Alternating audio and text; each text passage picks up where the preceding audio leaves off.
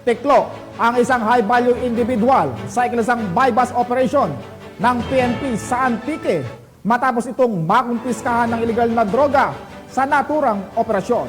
Mag-uulat yan si Patrolwoman Raisa Valencia. Nalaboso ng mga otoridad ang isang high-value individual sa isinagawang bypass operation ng kapulisan sa Barangay Plaza, Barangay Tingob, Panda, Antique, ito lamang ika-18 ng Mayo taong kasalukuyan. Naging matagumpay ang operasyon sa pinagsanib pwersa ng mga tauhan ng Provincial Drug Enforcement Unit ng Antique, Police Provincial Office at Pandan Municipal Police Station. Ayon kay Police Captain Alan S. Alagos, OIC ng Pandan MPS, kinilala ang akusado na si alias Hilario, 58 anyos, may asawa at residente ng Barangay Tingob, Pandan, Antique.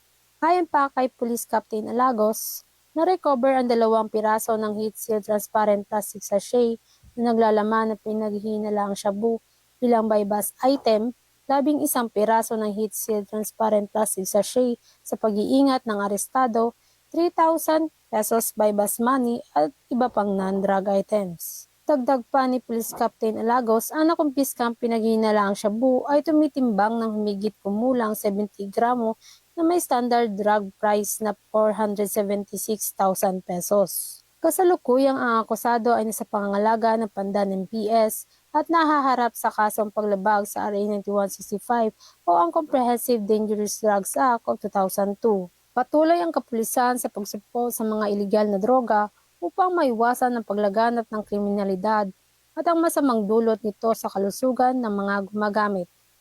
Mula dito sa Iloilo Police Provincial Office, ako ang inyong Police News Network Correspondent, Patrolwoman Raisa Valencia, alagad ng batas, taga-taguyod ng Balitang Pulis.